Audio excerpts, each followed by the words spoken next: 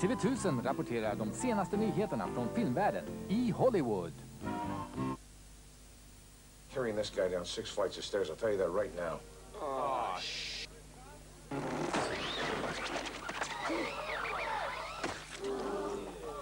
Sometimes it's not good to be a cop. Chris Columbus's Only the Lonely, with Maureen O'Hara, John Candy, and Ali Sheedy, follows his Home Alone, the third biggest all-time moneymaker. But he hasn't had time to enjoy his great success. I've been so sort of possessed and obsessed equally with Only the Lonely that I really have not had time to think about it. If I sit back and think about it, you start resting on your laurels. I really have so much more I want to learn as a filmmaker and so many more films I want to make that I never want to lose that hunger and that excitement for making movies. no, this is for Rose, so we need the 135. That's why I live outside of Los Angeles. I live in Chicago and New York and stay away from the whole Hollywood thing. I won't get the house on the hill and end up staring at billboards all day, because if you're with people in America, the real people, you go out to the corner mall in Chicago and see a film, it's the best way to really get a feel for what the audiences in America want to see, and you get a feel for the people you're making movies for. I don't want to lose that. So Home Alone only makes it easier for me to make movies, but it certainly is not going to change me. It just makes me want to make more movies. Guys, let's all get right away. Keep it locked up, Jeff. Here we go. I think the familiarity factor. I think people can relate to the situation that young Kevin was in the same way they can relate to John Candy's situation. People in the audience may say, gee, you know, maybe I can find love too if he can. They don't have to worry about seeing two movie stars falling in love. They're seeing two real people fall in love, and therein lies the difference. And that's what happened with Home Alone. It was this kid who sort of took on two burglars, and it was certainly a fantasy, but a fantasy that people could relate to. For her role as makeup artist at a funeral home, Ali Sheedy took lessons from a professional in how to make up the recently deceased. Did you mean him to look like Clark Gable? Yeah. He's a dead ringer. I didn't mean dead like that. It's kind of strange, but there's something, you know, when somebody's lying, I couldn't touch someone who was dead unless the family signed a consent, but I could observe. And if someone's just the dead body lying there in a room with this woman who was a mortician, she was doing the makeup, it's something really peaceful about it and really kind of just sweet when she's making this person look like, so the family's going to remember what this person looked like forever. You know what I mean? From being in the coffin.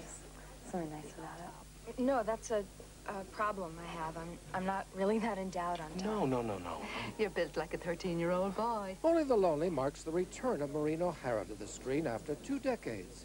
She's been asked if she might return to the career that lasted 30 years. It would depend on the role, and it would also depend on the people that I would have to work with. I'll have a glass of beer, and don't try to sneak any of that sour imported swill off on me at $6 a bottle. Just a plain glass of Budweiser. At this time in my life, I wouldn't want to do something that wouldn't make me happy. I wouldn't want to work just to work. I'd want to work because I was going to be proud of it and I was going to enjoy it. And if that should happen, fine. If it doesn't, fine. Danny, I'm home. Ah, Ma! So at the moment, I'm footloose, fancy-free. Candy plays a straight role as the son trying to escape a domineering mother. The situation is not unlike Candy's own life. Where are you going all dressed up? I'm going on a date. Since when? Since last week when I told you. I grew up in a similar situation with my grandmother, my aunt, and my mother. My brother and I lived in a house together, and it was hard leaving home. I mean, you had to take care of the ladies, and it was a strict Catholic home, and we had to mind the P's and Q's, but everybody looked after family, and that was very important. So when my wife came into the picture, it was another woman enters in. It was a little tough at the beginning. Is she Irish? She's Italian. A guinea? Oh, Ma. It was very reminiscent of being at home again. And walking around in the rooms, you know, there's photos of myself as a little kid, you know, all the photos, and there's pictures of Maureen with her siblings and this and that. So it was a little haunting being in that set, and that helped to add the flavor of that place. I'll always remember every room in that house. Sacrilegious. Wait, I'll do it. I'll do that. Don't do that when I can do that. When I could have done that.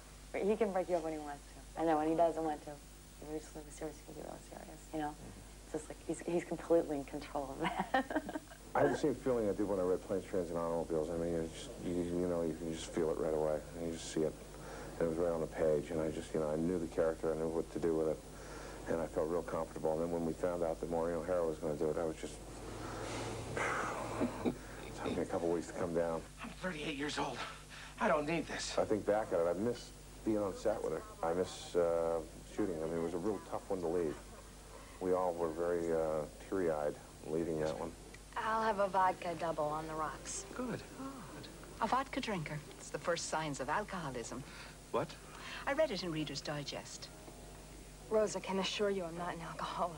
Oh, denial. That's another symptom. It's an amazing cast. Oh. John is wonderful. It's a very collaborative group of people. I mean, with a cast like this, you sometimes wonder, well, are there going to be ego problems? But everyone was they're willing to give you 150% all the time. A lot of improvisations were done. I mean, it was a really wonderful ensemble. I mean, I don't know if I'll ever be lucky enough to work with a group of people like that again.